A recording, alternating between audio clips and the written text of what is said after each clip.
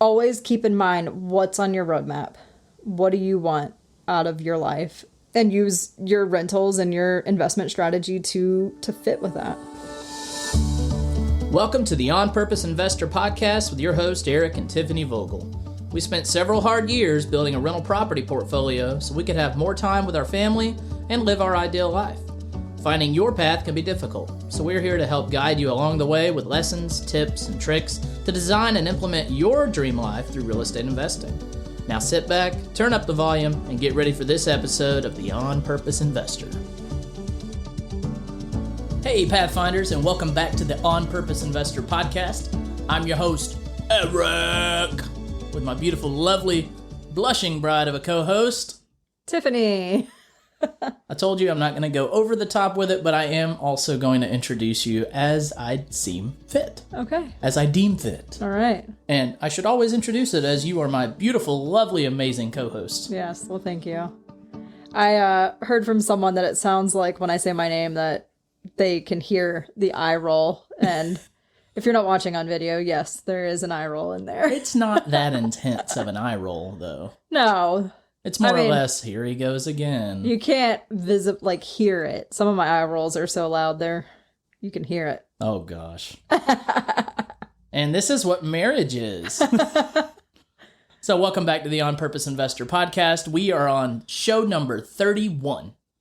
No deals are out there. Yeah. And we're going to talk today about what do you do when there's no deals out there? Right. And how do you get creative? Or how do you find deals? Or how do you make deals? Or where should you go if there really are none in your area? Yeah, it holds a lot of people back because they feel like they're looking in the market and they just, oh my gosh, house prices are so expensive. There's no deals. Well, I thought I found a killer deal yesterday. Yeah. Because I got a notification that a house went on the market in a very nice neighborhood, and it was priced so low. And I immediately called the guy. It was a for sale by owner. Us in the business, we'll call that a FSBO. And I called him. I said, hey, my name's Eric. I'm a real estate investor. I love buying rental properties, especially in your area. And I would like to make you a cash offer right now. He said, oh, great. What would you like to offer me? I said, well, you have the home listed for $159, and I know that that is way below what it could go for. So I'm willing to give you $200,000 cash today. He said, oh, no. This house has been mislisted. It should be $559.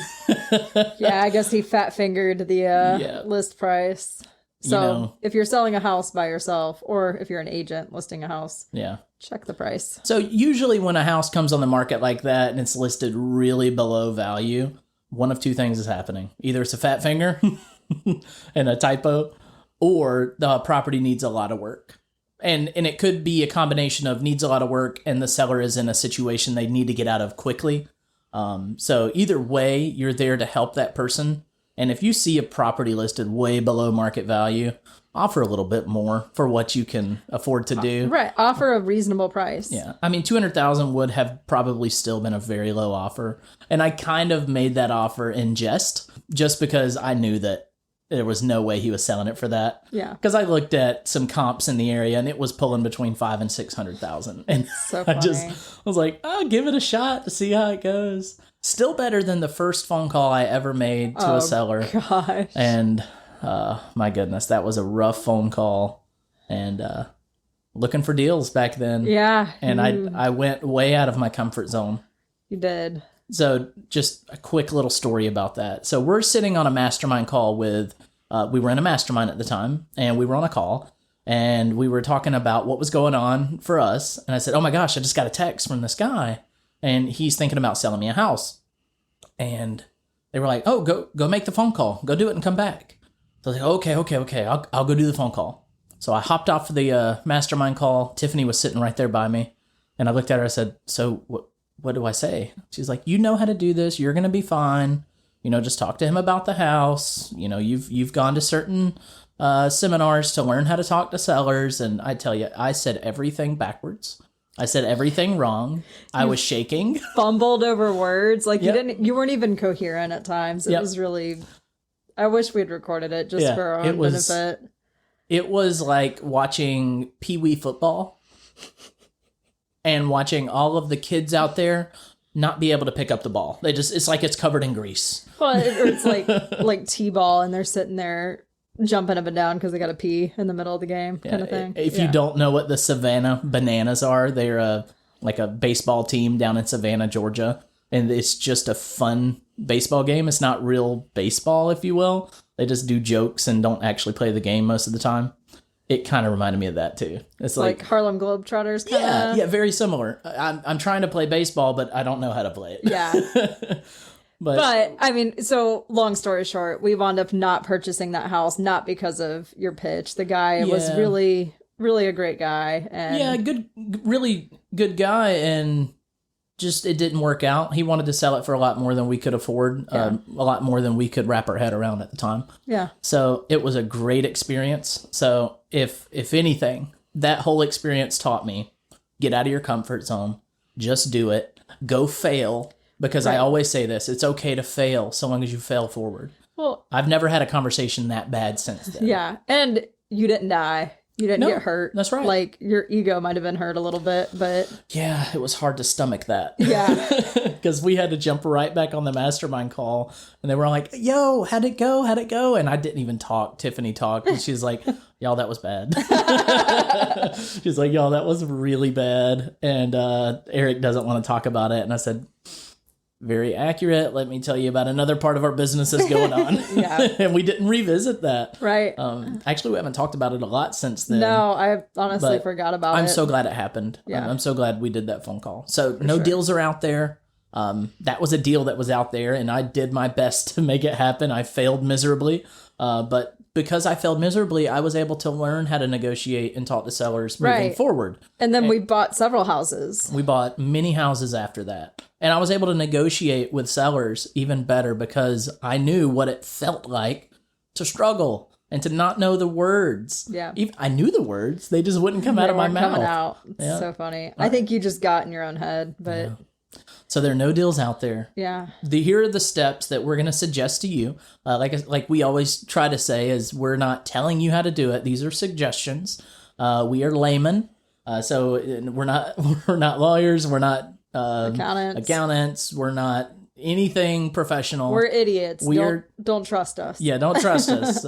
This is advice and suggestions that has worked for us. Yeah.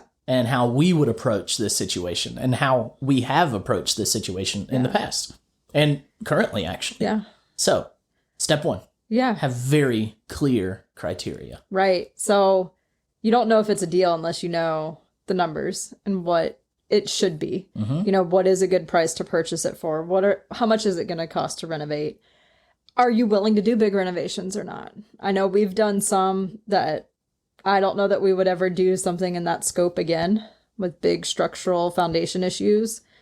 I think our criteria has been limited to, we might do some wall moving and stuff, but if there's foundation damage, I don't think we're touching that going forward. We haven't talked about it, but I'm assuming you're on that same page. No, I definitely am.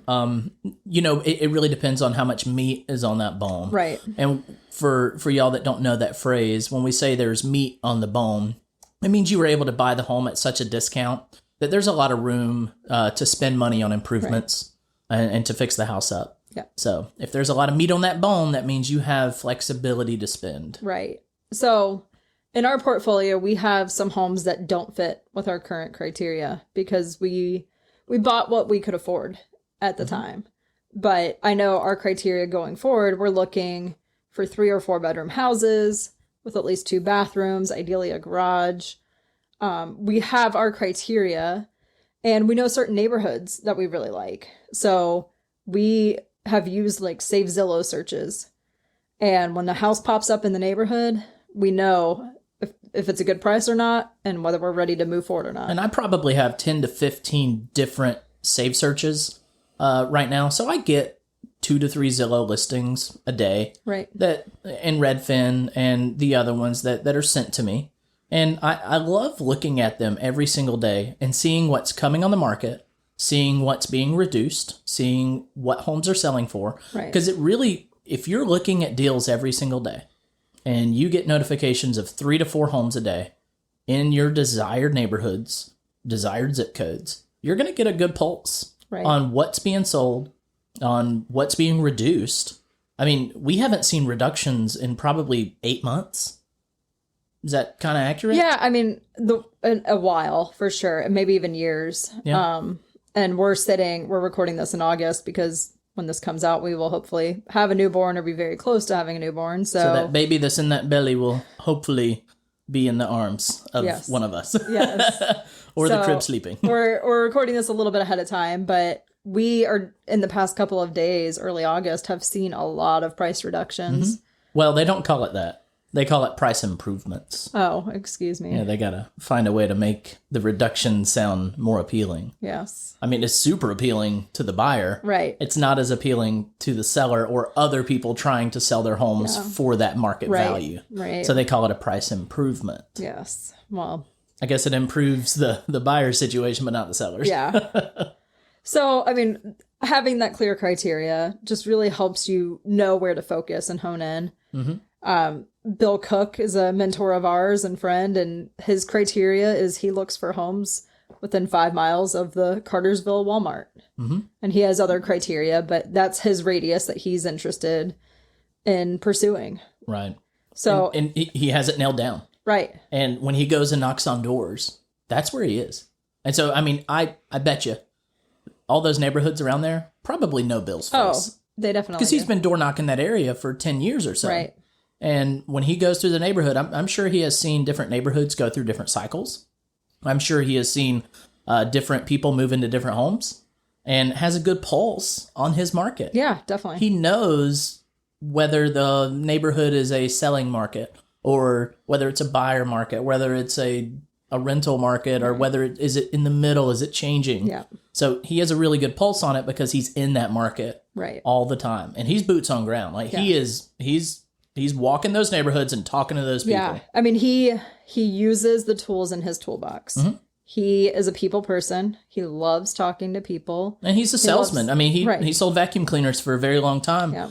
in a family business, I think. And well, his family worked in the same Yes. business for a while. Yeah. So, I mean, he was a salesman and was used to doing door-to-door sales. Right. And so that is his toolbox. Right. That And is where his comfort zone is. he enjoys it. So for me, that is my nightmare. But I am really good at computer work and analyzing deals through Zillow and other sources. So I leverage those tools to help us find deals. You have a Right. different toolbox that you leverage. So at the end of the day, it's use the tools in your toolbox. If you are not interested in farming a 5-mile radius around your house, that's okay. That's the strategy that works for him.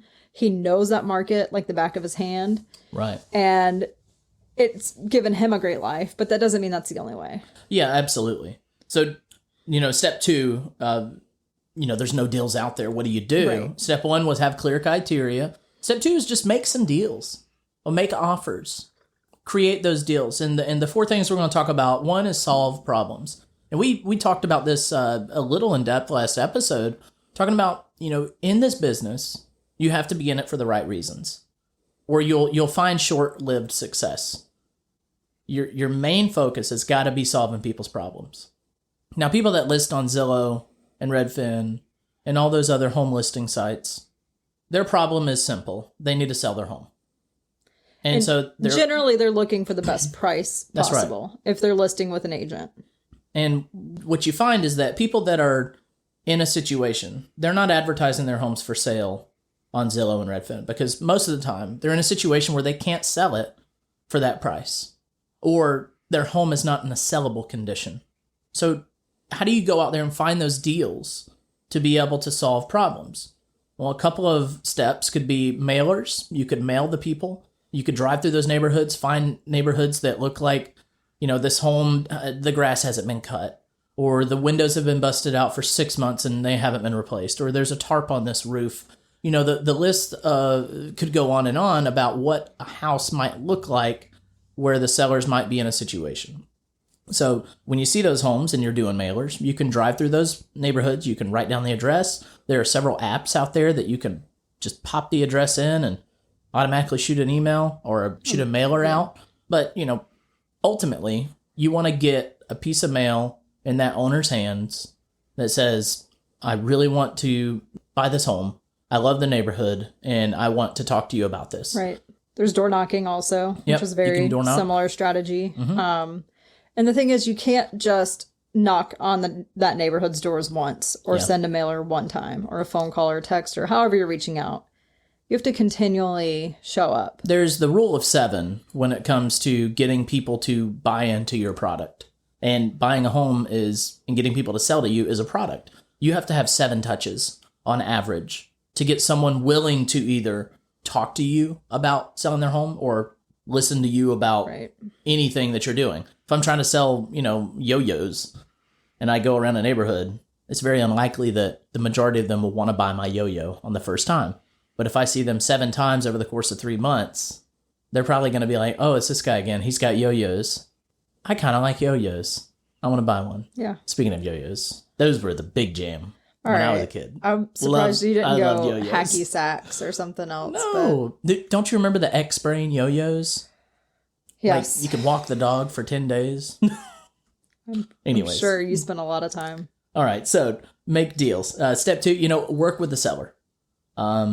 Figure out what position they're in. Figure out what are their stress points. What's pain? What pain is being brought to them upon owning this house? Right. I mean, we purchased a home from someone who lost his brother and sister-in-law, and the house, they were hoarders. And the man we bought it from, he inherited it, and he and his wife had tried to clean it out. And they had made a lot of progress, but it still needed a lot of work. And they were emotionally spent. They couldn't continue. And we offered them 2 options on the purchase. We offered them a straight cash number, and then we offered them some of the upside. Yeah, so if we sold it for more than what we thought, they would get some of that upside. Yeah. So after we got a guaranteed profit and they got a guaranteed profit. Right. So that's called an equity split when we structure a deal like that. And what might be detractive for the seller at that contract might be that, well, they want a guaranteed more. On the cash offer, they're guaranteed a little bit more than the equity split. But the thing is about the equity split is that, especially in the market that we were in at that time, there was a really good chance that it would sell for more. Right. And it was just the cash offer, it was a clean cut. They could just walk away. Right. And they could have their nut. Yeah. And they were fine with that. I mean, there was a little bit of risk for them if they took the equity split because the guaranteed was lower.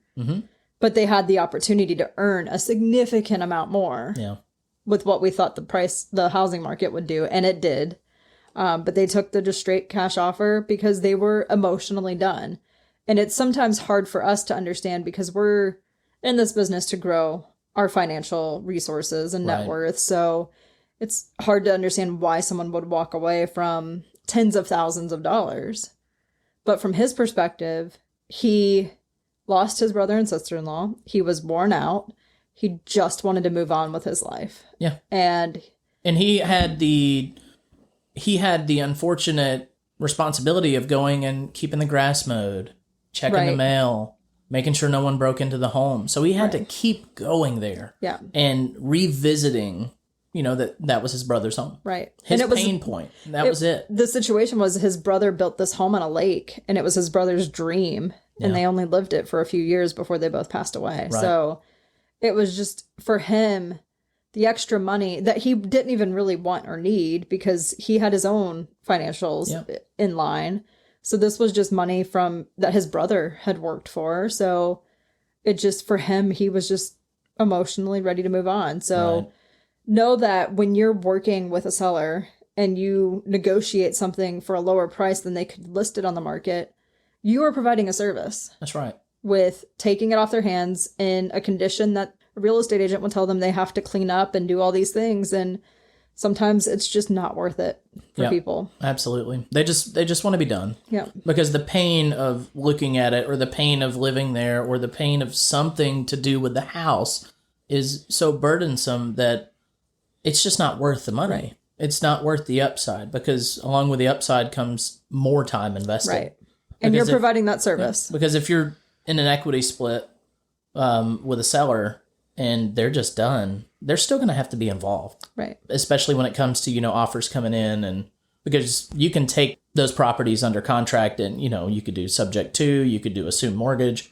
or you could just have them pay it while you take over it. Right. They just keep making the payments and you fix the house up, and y'all just have a agreement between you two that when you sell it, this is the terms. Yeah. So there's many ways to set that kind of thing up. Right. But, work with that seller, find what their pain point is, and offer them a solution. You may be very surprised to see that sellers are willing to take even less than what you have a number in your head for, because you don't understand sometimes what they're going through. Right. And you just being there and being willing to take care of their problem is just the answer they need. Right. And if this is something that sounds interesting to you, I highly recommend you look at Bill Cook and his teachings. Mm-hmm. He has taught us everything we know. He also, on his website, billandkimcook.com, they have a list of upcoming courses for them and other people that they follow. And we've taken a lot of those courses in the past or plan to take them in the future. And I just highly recommend you start there. If this is something you're interested in, and, equity split sounds like something interesting, go learn it from the master. Don't learn it from us. We're still students in all of this, but we're planning to go see Bill in a few weeks at a seminar with some of our other friends and mentors. And that's right. Really look forward to expanding our toolbox in that regard. But yeah, I would go straight to the source instead of basing it off what we're saying. Right. So continuing our conversation of making deals, after you've, figured out what the pain points are, gotten a contract, or, gotten a house under contract, no matter what situation it is, there's always the big, hairy thing on the back end, which is buying it, finding the money to take it down. And a lot of times you hear all of these, real estate investors saying, I'll buy your home for cash. I've got cash ready to go. I'll make you a cash offer right now. For the most part, for the majority, this cash is not really theirs. It's coming from somewhere else. It's just readily available. It's just quickly available and shows up as cash. So what you need to have set up is good financing. Right. You got to make sure that you have the means to take down this deal for which you fought so hard for. So when you get a house under contract and you're lined up to solve their problems, the last thing you want to do is to have gone through all of that work to solve this problem, and then 7 days later or 5 days later, when your contract has reached its no turning back point, is call them and say, I really wanted to make this happen for you, but I don't have the money. Right. Well, and there's opportunity to structure with the seller for some kind of financing. Yes, very true. Whether they put up all of it or part of it, or you take over their loan. There's a lot of ways you can approach it. And again, I recommend you go to the masters and learn from them, but make sure you have some kind of financing lined up so that you don't leave the seller in a lurch. Right. We've talked about it on previous episodes, how we took over one property where we just started making payments on their mortgage. Right. And when we refinanced, we gave them some money out of the refinance as their commission, if you will, for working with us. Right. So either you're making a cash offer and you need to find, relationships with private money lenders or hard money lenders, or just people with lazy money that they want to deploy into real estate, or maybe they just trust you and want to give you a couple $100,000 at a lower interest. Those are good friends to have. So, but make sure you have the financing set up, or you have the strategies in mind to work with that seller to either have them carry the mortgage or to have them owner finance it to you, right. Or do a seller carry. Owner financing, seller carry is kind of the same thing. But there are a million different ways to structure it. Right. And like Tiffany's saying, Bill Cook, when it comes to creative deal structuring, he's the genius behind it. At least as from what we see in our circle. Yeah. He's a strong mentor of ours, but there are other teachers out there as well. I will also add cashflowdepot.com. Jack Miller has a lot of content out there, and Bill learned from Jack. So I guess if you want to go to the true master, go listen to Jack talk. But also on Cashflow Depot, if you're like, I don't even know what a contract looks like to do a seller carry, or to do a purchase with an option, or to do any of those strategic purchases, there are a lot of contracts on Cashflow Depot that you can just look at the samples, and you can even download them and make them your own. Yeah, so I will just caveat that with make sure you understand the contract. Very true. And if you need to, get an attorney to review it. Don't just download it and use it. And go make offers. Yeah.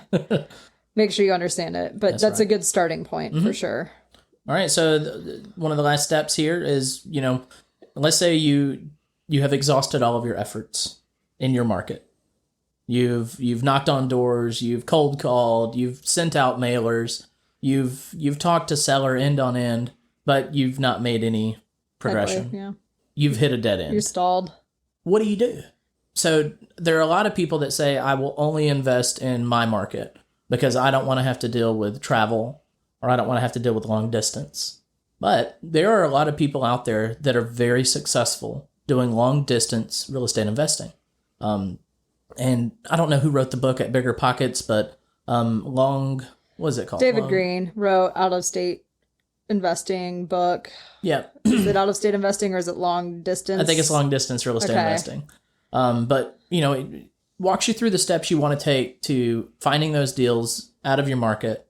And finding those deals is going to be very similar to finding them in your own market. The thing is, you can't be there to knock on all those doors. Right. You're going to want to employ someone to go knock on those doors for you.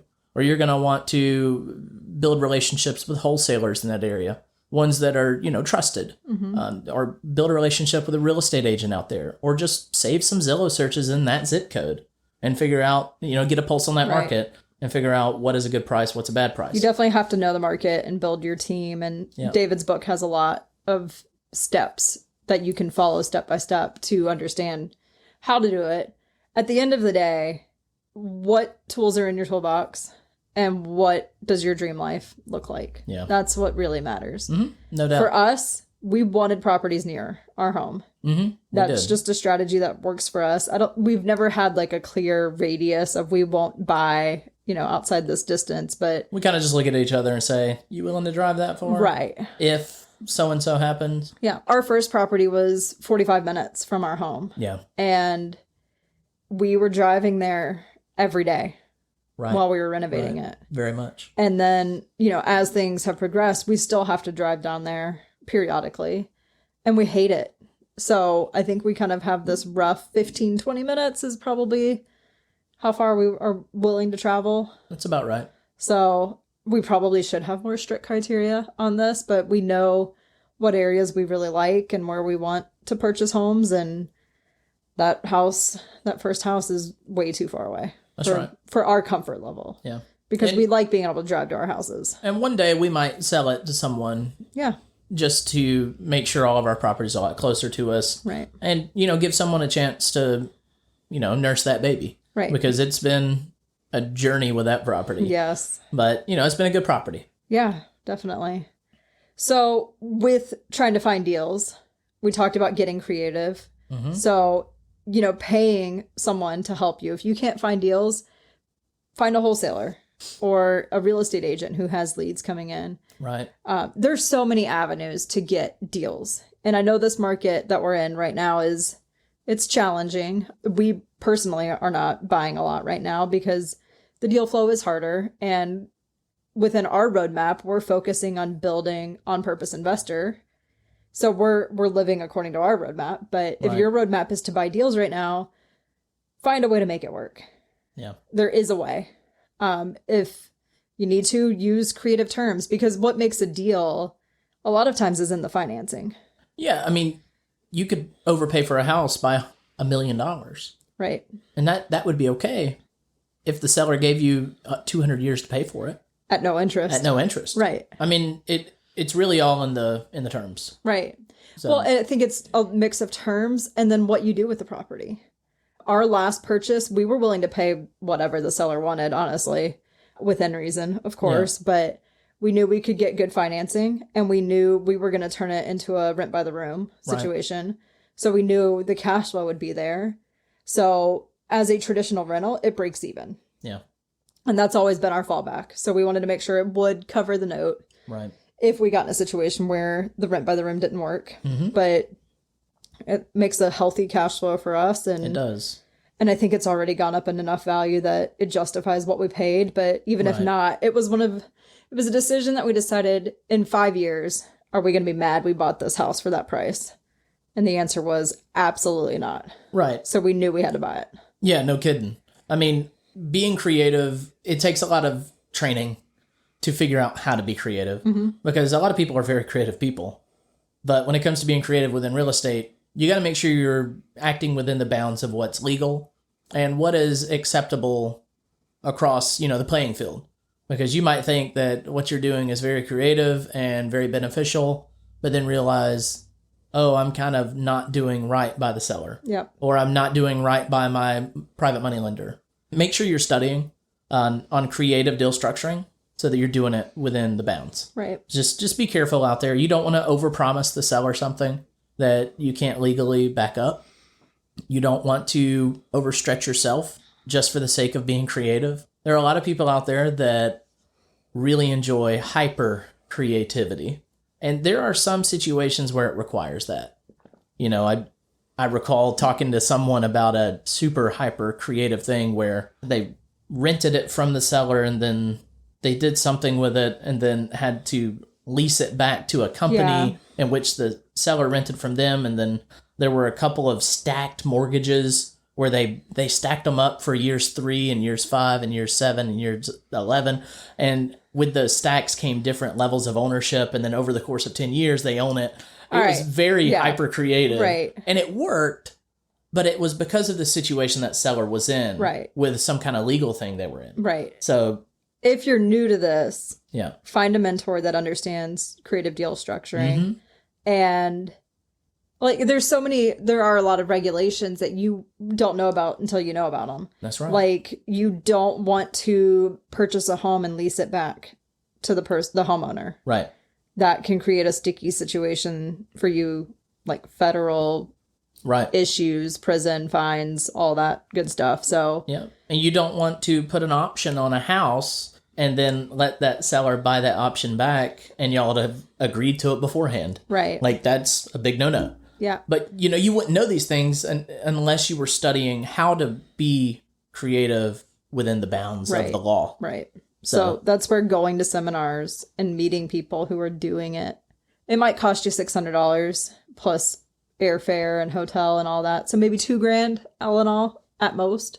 But the connections you make are worth more than $2,000, especially if it saves you from federal prison. But I mean, most of those fines are minimum $250,000. Yeah. So, I mean, that's what I always see when I think about creative deal structures. I'm like, is it within the bounds of the law? Because I don't want a $250,000 fine. So would you rather pay $2,000 and go to spend a weekend in Florida or wherever the seminar might be, or potentially mess up? I would rather go enjoy Florida. Yeah. Hey, than the inside of Alcatraz. The upcoming seminar we're going to is our baby moon. We're leaving the kiddo at home, and he'll have a babysitter, so don't worry. We're not leaving him at home with our dogs. Right, to fend he's for not going to be in himself. the dog crate. He just likes to hang out in there on normal days. But right, when you're finding these deals and you're getting sellers to talk to you, or no matter what it might be careful. When you talk to your mentors and friends within the business, when you go to them, be hesitant to ask them, is this a good deal? Because you got to be aware that a good deal for you may be a bad deal for them, and vice versa. And I talk about this in the Pathfinders journey, how Charlie has a vivid dream one night when he talks to Sammy, the meetup guy, and Sammy really lays it out there for him about how does it look like that a deal is good for you but bad for me, and vice versa? Right. There's a lot of things that come into play when it comes to risk tolerance, when it comes to financing, when it comes to leverage abilities. Yeah, and in the stage of investing. Right. I mean, for us right now, where we are not interested in doing a ton of work on a property. Yeah. It's just, we've got a baby coming in a few months. Yep. Our criteria is very different from what it was when we first started. Very different, yes. And the amount of work we're willing to put in is, we'd rather pay money for services than putting in the work ourselves. But if you're willing to put in sweat equity, you can buy something a little bit higher than we could. Absolutely. So always keep in mind what's on your roadmap. What do you want out of your life? And use your rentals and your investment strategy to fit with that. Yeah, absolutely. When you ask for advice from other people, take it with a healthy grain of salt. Because their roadmap is their roadmap. Their race is their race, and yours is yours. Right. Nobody's going to run the same race. Well, and in the criteria, have how much do you need to make cash on cash return or cash flow per house? There's a lot of great trainings on Bigger Pockets that explain these terms, but you should know what you're looking for in that house so that you can help determine, is this a good deal? No doubt. Because your criteria is going to be very different from the person next to you. Yeah, no doubt. For sure. So this week we talked about, there are no deals out there. And hopefully gave you some ideas to think through. Well, maybe there are deals out there. Maybe I'm just not looking in the right place or going about it the right way. And maybe there are no deals out there in your market. But I promise you, there are deals out there. Yeah. There are millions of deals in the world at any given moment. It all depends on, are you willing to look in that area? Are you willing to approach that seller in the certain way that they need to be approached? There's so many ways to skin this cat. Right. Which way are you going to do it? Yeah. So, definitely. Figure out what your criteria is. Figure out how to structure the deals. Figure out where you're going to find the deals. Know exactly what you're looking for, what you can afford, how you're going to buy it, and be as creative as you can within the bounds of the law. And, know with all of your being what you're looking for, how you're going to do it, what is it going to be once you take the deal down. It comes to hyper clarity. And here at the On Purpose Investor podcast, we talk about being hyper intentional. And within being hyper intentional comes clarity. Once you can be extremely intentional about where you're going, what your properties look like, what they're going to do for you, how much they cash flow, it's going to provide a very clear picture of where your life will be, what your portfolio looks like. So hyper-intentionality breeds hyper-clarity. Oh, that should be a quote. Boom. All right, I'm done speaking. I'm off your soapbox. Is that how we're wrapping up every episode now? Eric's soapbox and then the wrap up? I don't know. Maybe that'll be another product. What, Eric's soapbox? Just a bar of soap in a box. Soap in a box. I don't think that's what it means, but... I'm done. All right. Thanks, y'all, for hanging out with us and listening to us talk about finding deals in a tough market. What lessons can you take from this podcast and apply to your life? Don't let the time you just invested go to waste. You only get one life, so live it purposefully. That's all we have for you today. See you next time. Are you ready to discover and build your dream life? Then it's time to become a Pathfinder. Head over to onpurposeinvestor.com and sign up for our newsletter to get tips and tricks to help you find your path and get the latest from our blog. If you haven't already, we'd really appreciate an honest review on your favorite podcast app. If you're enjoying this show, share it with friends, family, and fellow investors. See you next time at the On Purpose Investor Podcast.